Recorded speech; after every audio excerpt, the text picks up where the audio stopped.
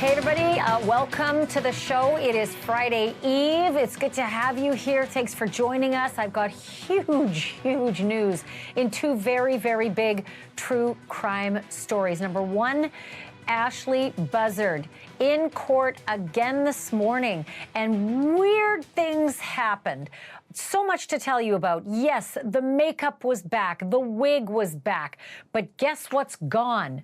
The charge against her. False imprisonment, dismissed. Audio tapes, secret recordings played in court. I'm going to play them for you. You're going to hear her voice for the very first time. And do you remember the guy who said that he was falsely imprisoned leading to that charge? He was in court too. You'll find out why it was the judge said there's no case here. But the bigger question, what about the little girl? What about her 9-year-old daughter, Melodee? News on that too. I've got big news on that as well. Also, huge blockbuster details in this bizarre story out of Florida. An 18-year-old cheerleader goes on a cruise with her blended family and shows up dead under the bed in the cabin when the cleaners go into the cabin. It is just a bizarre story, but we're now learning a lot more about the stepbrother who in custody documents filed with the court is supposedly a suspect in his stepsister's death. Word now from witnesses who say that stepbrother was obsessed with his stepsister and carried a big knife. Word that Anna, the victim, was terrified of him. I'm going to tell you all of that in a moment, and also word from her own mother. She was not even told that her daughter was dead. That's from her.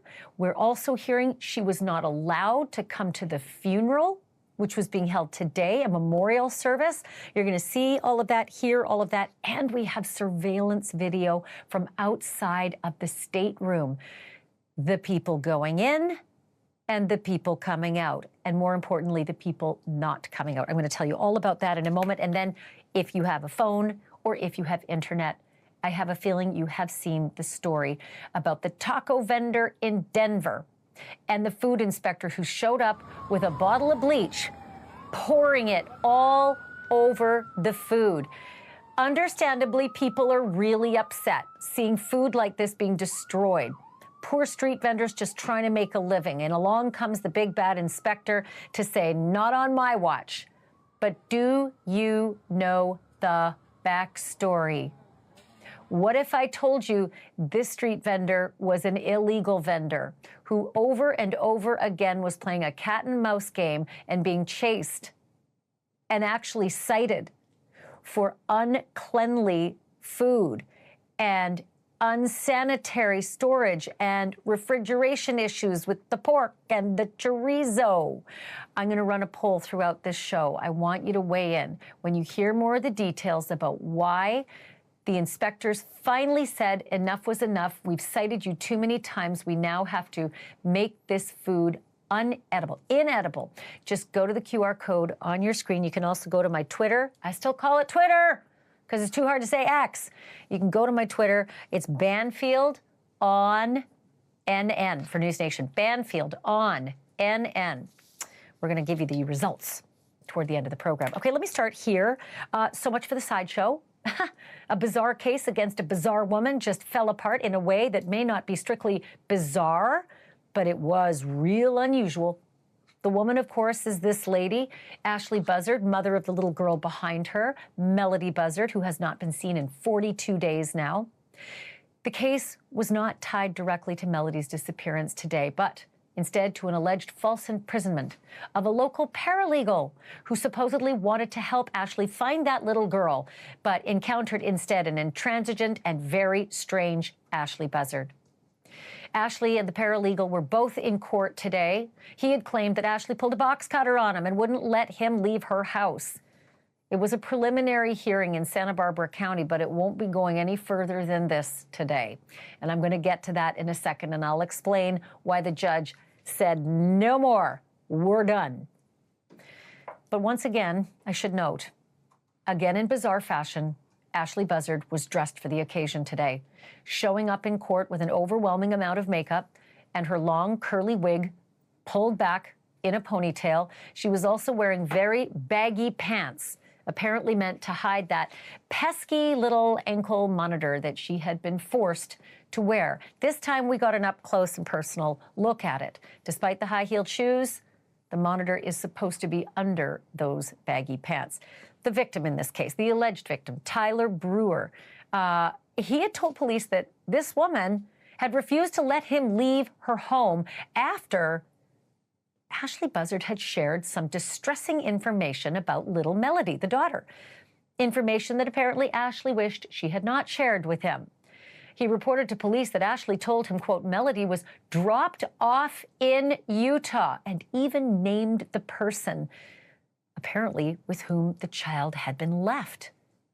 Today, Tyler Brewer took the witness stand and said that he visited Ashlee 5 different times between the 1st and 6th of November. That is 5 visits in 5 days. Again, bizarre. But he said on his final visit, that's when things went sideways. Ashlee's demeanor changed, he said. She turned confrontational, he said, and combative. And he said he felt threatened. And then it was Ashlee's turn to testify, but she didn't, not really. Instead, her attorney played a recording that apparently Ashlee had made herself of the final 3 minutes of this whole confrontation in question. And the 3 minutes, anyway, did not exactly match what Tyler Brewer had claimed to the police. So I'm going to play this all for you. It's a little, convoluted, a little confusing, but I think you should be able to get the gist of it. Listen for yourself. And I can't trust you when you're lying. You're flat out lying. You're a really good liar. Like, Tyler. Tyler. I'm definitely not Tyler, trying to be deceitful. Be quiet and listen, please. Look at me. Like, I'm an intelligent woman. I'm 40 years old. You deal with legal stuff. Like, who are you kidding?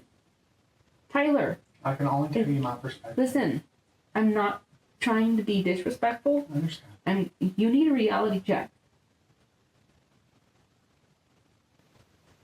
If this is on media news, like news talk shows,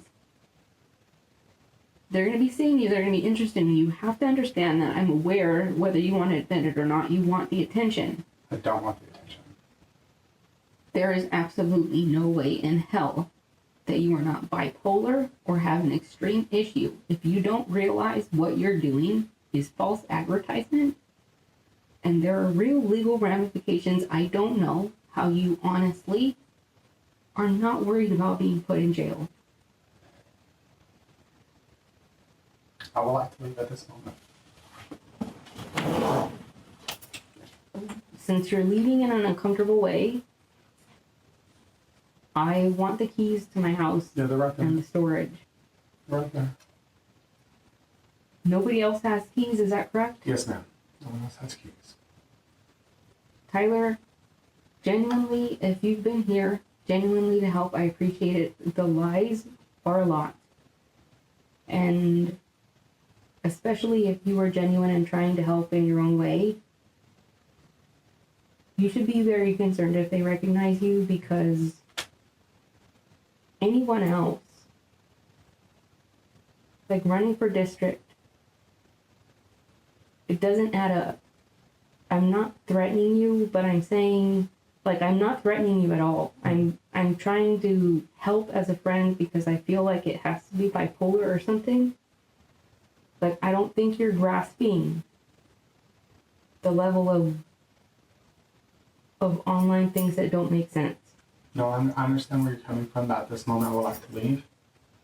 And I'm more than receptive if you want to call or text me. How do I send you the money of the receipts? I'm not concerned about any of that. But I'm still very receptive. Should you want to call me or text me, but I've done nothing intentionally to be deceitful.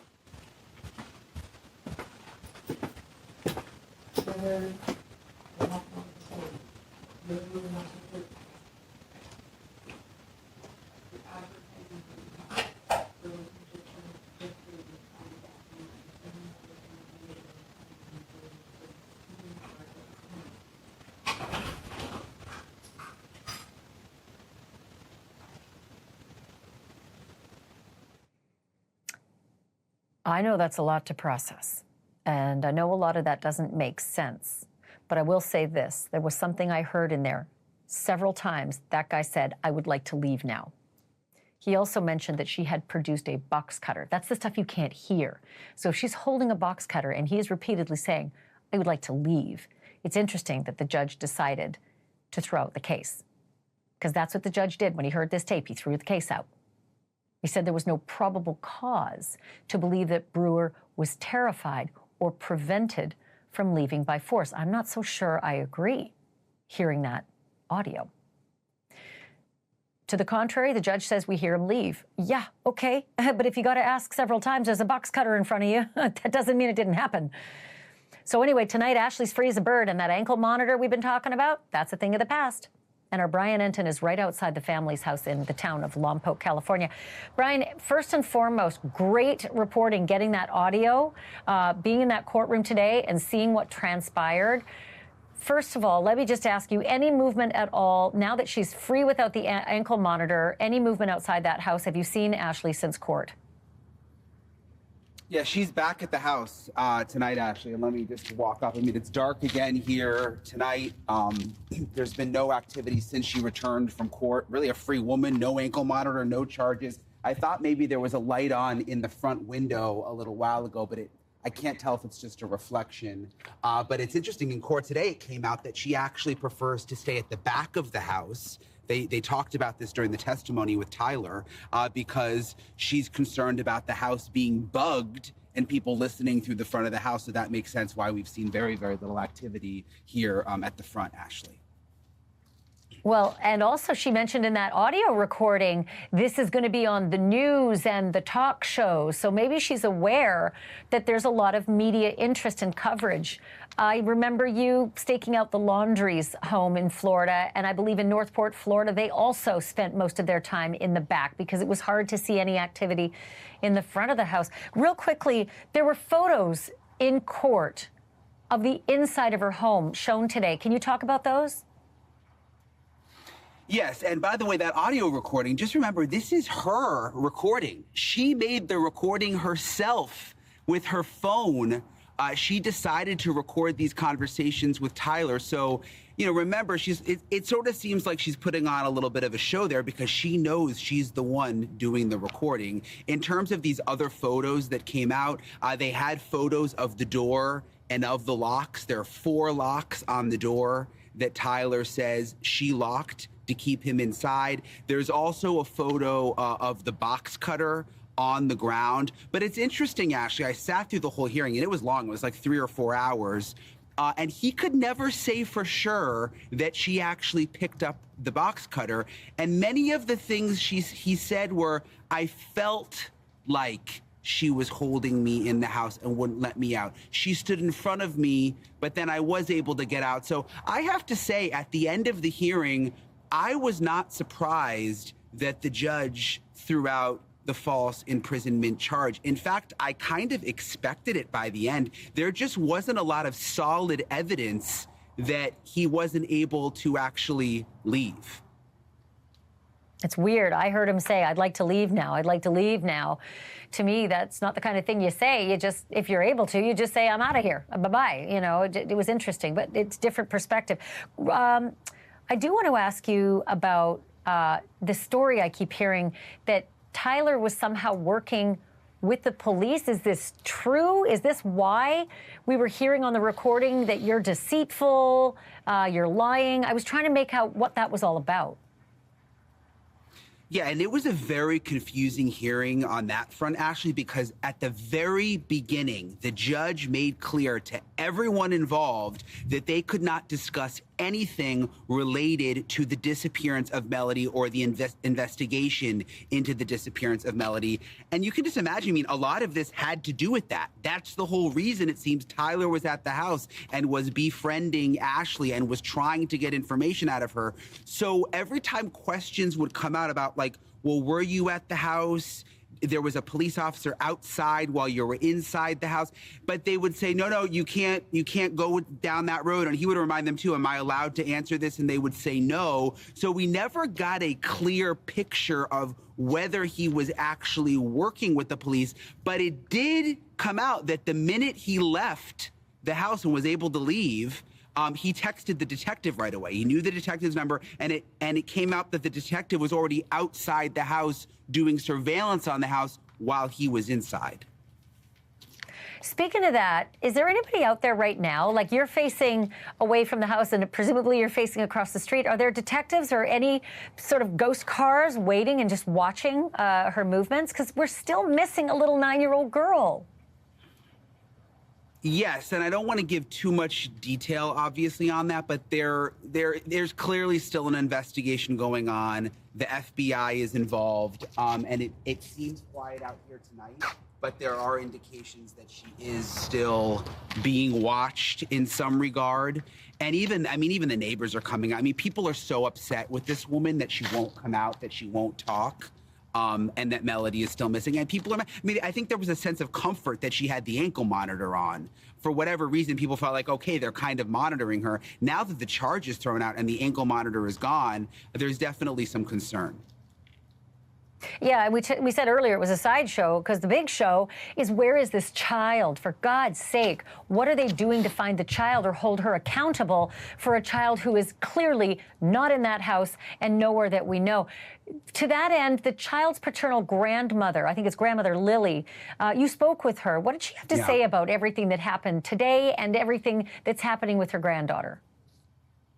Yeah, grandmother Lily is very feisty. That is Melodee's grandma on the father's side, and she attends many of these hearings, and she is just frustrated. She keeps saying, why can no one get the information out of this woman about where Melodee is? Why can't they just force her to say? Unfortunately, they just can't. That's not how it works. But she sits in the hearings. She was sitting right near us. She just watches Ashlee the whole time. I talked to her right when the hearing ended. This is what she said.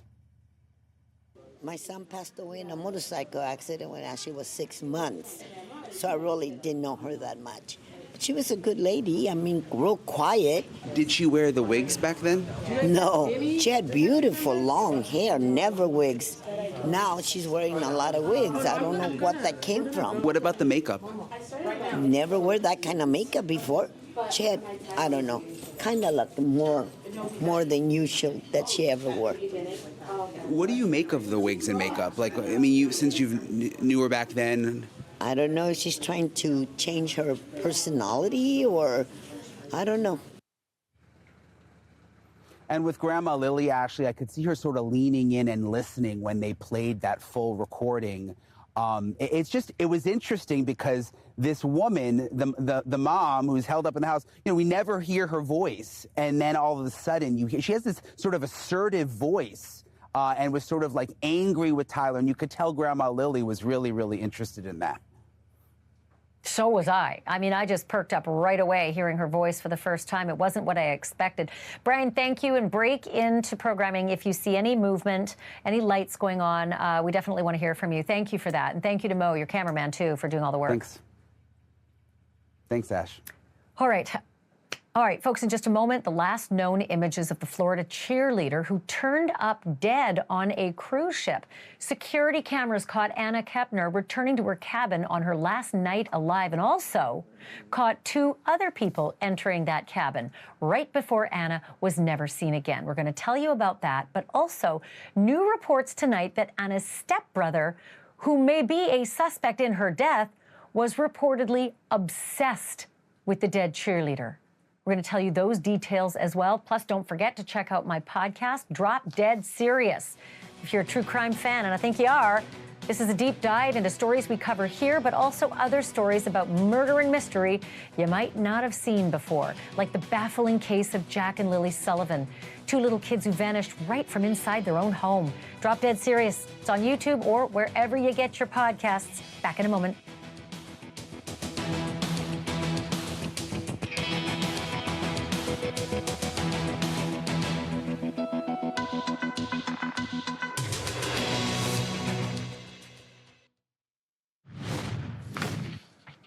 More breaking news tonight in the case of the Florida teenager who was discovered dead in her cruise ship cabin almost 2 weeks ago.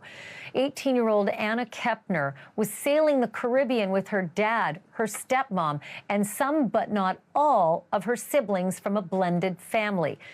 Last night, we brought you the shocking update that Anna's 16-year-old stepbrother is a suspect in her death. At least that's what custody papers say. And now we're hearing that stepbrother reportedly was, quote, obsessed with Anna. The father of the dead teen's ex-boyfriend tells Inside Edition that that stepbrother pursued Anna relentlessly, despite their family ties, and that Anna did not appreciate it. The source says that his son witnessed one particularly disturbing incident during a FaceTime call. He saw her stepbrother come in the room when she was sleeping and get on top of her. He says that Joshua warned Anna's family what had happened. He says, Dad, I tried to tell the parents that this was happening, and they didn't want to believe me. He's like infatuated, attracted to her like crazy. He's always wanted to date her. Again, that coming from Inside Edition.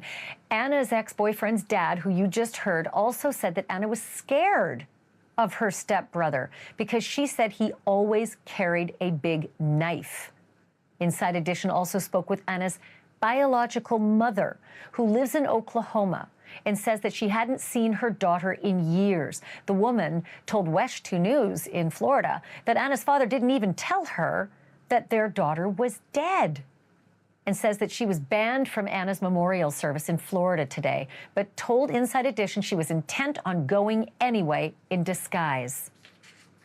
I'm going to put a wig on and wear some really tall shoes because I'm 4'9".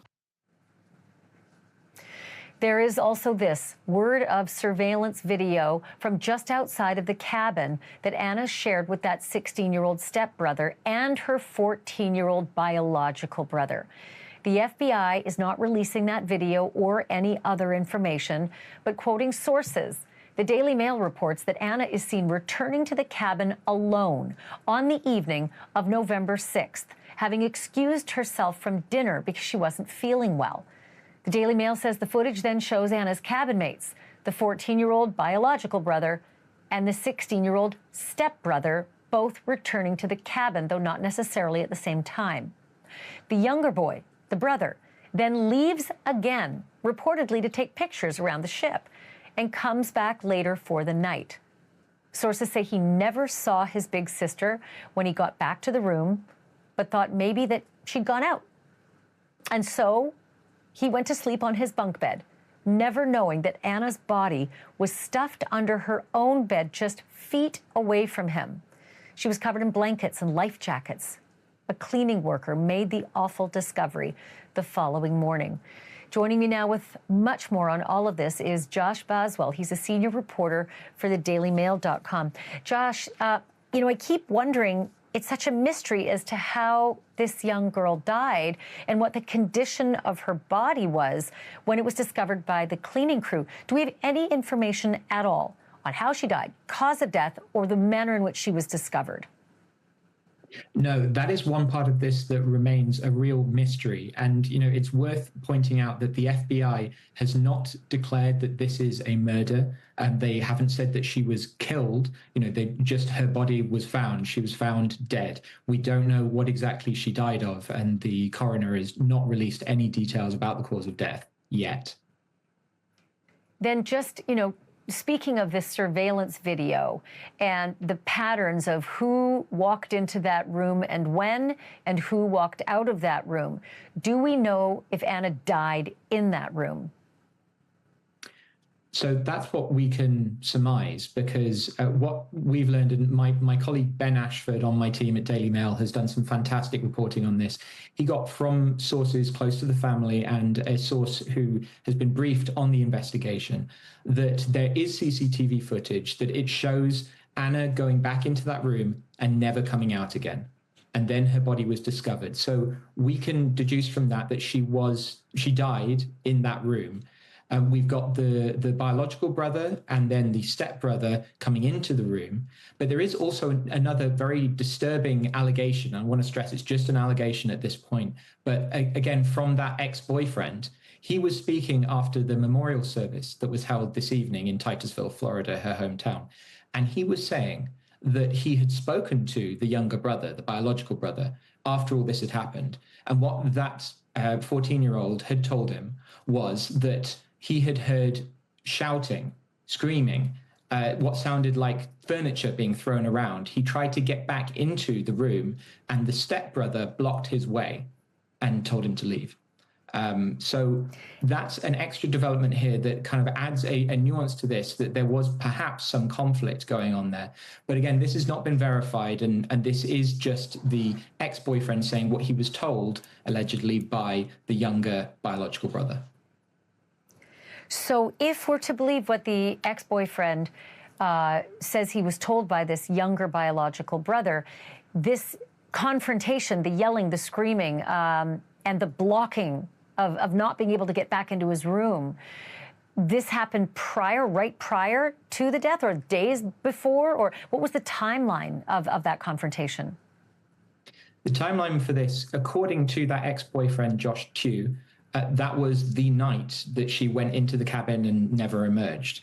What we have from the coroner in Miami is the date of death being declared at 11 a.m. the next morning. But that doesn't seem to be when she actually died. It seems like she may have died at some point during that night of November 6th. She certainly didn't show up for breakfast the next morning, November 7th. That's when the family was alerted to her being missing, something being wrong. But also this younger biological brother, 14-year-old, was saying that he never saw her. When he came back to the room, he didn't see her. He went to bed and got up and she still wasn't there. So we don't know exactly when she died. We don't know exactly when her body ended up underneath her own bed, wrapped in this blanket. But we know that it's in the time frame of between when she left in the evening for dinner, she left dinner early from the rest of the family on November 6th, and at some point later that evening when the younger brother, if we are to go on his reported testimony to what he's telling other family members, what he's allegedly told the ex-boyfriend, it was sometime later that evening. That's what I think we're piecing together right now. And important to note that this is the FBI handling this, not the Miami police, because it was out on, the open seas and international waters, and that's why it may be more difficult to get this information. I'll just ask you this last question. I'm pretty sure you don't have the answer, as most of us don't. Do we know if toxicology is being performed on Anna's body, and if there's going to be any results announced anytime soon? We don't have any information confirming that, but I think one can assume that the investigators on this case are going to try every method they can to find out what happened to her. It may be that there's something more obvious, something physical on the body that would help determine the cause of death, but we don't know that right now. And if I'm an investigator on this case, I would want to pursue every avenue. Yeah, unless there's something so incredibly obvious about the condition that her body was found in. Gosh, Josh Boswell, thank you so much for this. I hope you'll come back as we continue to try to figure this mystery out. So appreciate it. I would love to. Thank you. Josh Boswell from thedailymail.com joining us. And coming up, a lone gunman shoots a half dozen women execution style in a clothing store right outside of Chicago in broad daylight. And almost 2 decades later, the case is no more solved than it was the moment the gunman took off. After a break, the first paramedic on the scene joins me live for his very first national TV interview since this happened. He's next. Don't go anywhere.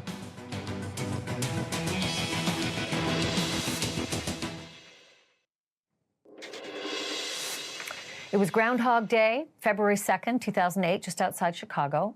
A man claiming to be a delivery driver walked into a Lane Bryant clothing store for women, pulled out a handgun, and forced 2 shoppers and a store clerk and the store manager all into the back room. He bound them all with duct tape and made them lie face down on the floor. And when 2 more shoppers came into the store, he did the same thing to them, bound them in the back room and made them lie face down. Somehow the manager was able to sneak out her cell phone and place a call to 911. That call has been preserved for more than 17 and a half years. And here's what it sounded like. 911 emergency.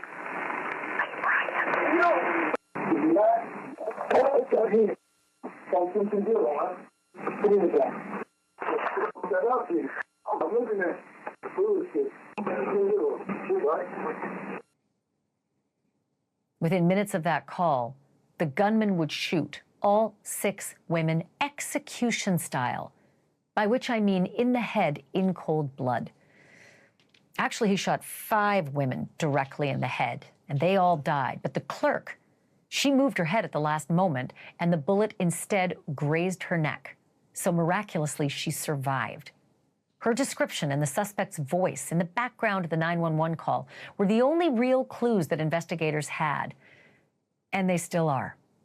Because even though police were on the scene in almost no time, the shooter got away. To this day, they are looking for an African-American male between 5'9" and 6 feet tall with a stocky build, who on the day of the killings wore a black ski cap with braids sticking out. My next guest knows this story a whole lot better than he'd like to. Kevin Collins was the very first paramedic on the scene, and this is his first national interview since the crime happened almost 2 decades ago. And we're also joined by Charlie Min, a filmmaker whose documentary called Who Killed These Women? The Tinley Park Five is set to be released in February. Welcome to the both of you. Kevin, if I can start with you. First of all, thank you so much for coming on the program to speak after all of these years. I know this still can't be easy for you. Can you take me back to that day and tell me what you saw? Too much. That was a nice sunny day, actually. We were on a non-related call, getting ready to transport to a hospital, and we were diverted over to the Lane Bryant store. Initially, we didn't realize that we had multiple victims. My partner and I were under the impression that we had one victim that needed to be stabilized. And when we pulled up to the store and I stepped out, I was greeted by 3 officers coming out the front door, looking around, trying to find someone, which I realized at that time I was in a active shooter situation. And one of them beckoned out that we had 5 ladies shot in the store and he needed help now. So I gathered up the equipment and I went in. So that was my day. And when you went in, what was your initial impression of the scene that you encountered? Oh, Lord, which one? I mean, when I opened the front door, there was nobody there. The entire place was desolate. It just was dark and quiet. You couldn't hear anything. And I could see a light on the door in the back of the store, and I made my way there. And of course, we don't run too much. We do a fast walk.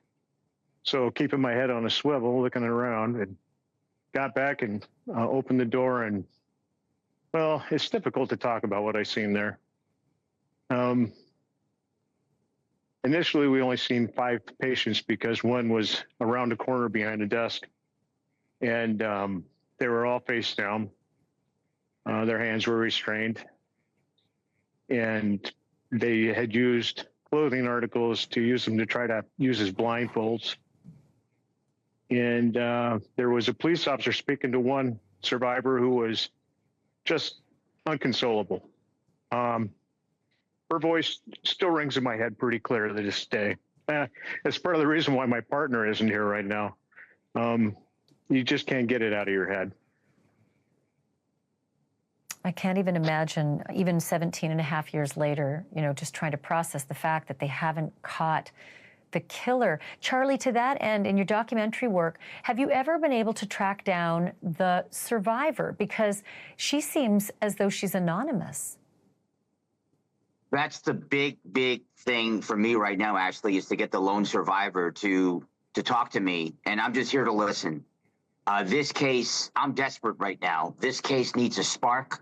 And I think the lone survivor can deliver that spark. I think she needs to be re-interviewed. A new set of eyes should go on this thing. She's 50 years old today. She's a Caucasian female. Her name is Marty. If anyone knows who she is, please reach out to me. The website's right there, thetinley5.com. That's the number 5. And I just want to listen. I just want to give her the fairest chance there is to tell her story so that this could really spark interest in this case. Because, Ashlee, this case has gone dormant. And this is the largest unsolved mass shooting in modern day America. I have no confidence in Tinley Park PD to solve this. It's been 18 years of garbage. It's not solved. Well, you know, for Kevin's sake, and obviously for the women who were murdered and the one who survived, I sure hope that it will get a second look. I just want to remind our audience who killed these women. The Tinley Park Five is set to be released in February. Let's stay close on this. If the tips start coming in, I've seen it happen, guys. I've seen these cases solved even 2 decades later. You know, Kevin, I just want to say thank you so much for telling your story. I'd like to have you back on the program, especially when we have a little more time. And Charlie, as always, I thank you as well for bringing the story to our attention. Thank you both. Thank you. All right, we have to stop down for a moment, but don't go anywhere. Up next, a gut-wrenching scene at a taco stand in Denver. You may have seen it online. A woman dousing the food with bleach right in front of the vendors and would-be customers. And not only is she not under arrest, the city says she did those people a favor. She's a health inspector, and the food she destroyed was allegedly bad already or headed that way. But was this overkill or justice served? You can cast your vote at Banfield Twitter account. It's at Banfield on NN for NewsNation. Banfield on NN. We'll have the results and the details in just a moment.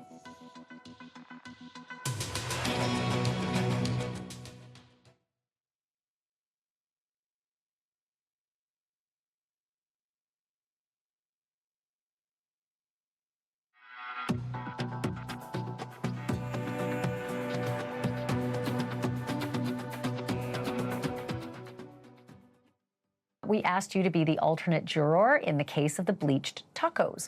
We showed you this video of a health inspector in Denver pouring bleach all over the street food that had allegedly been improperly handled and posed a public health risk to customers out on the street. We asked you who was in the right, the city or the vendor who calls the bleaching extreme and heavy-handed. And here are the results. 70% of you said the city is in the right.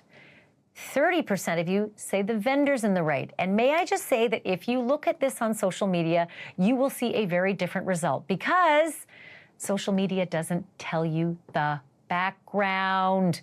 Yeah, the pesky details. When you really want to know both sides and make up your mind, that's when you come to our show. That's when you come to our network. We're going to leave the poll up on Twitter. The handle's at Banfield on NewsNation. Well, Banfield on NN. Stay tuned. Cuomo's next.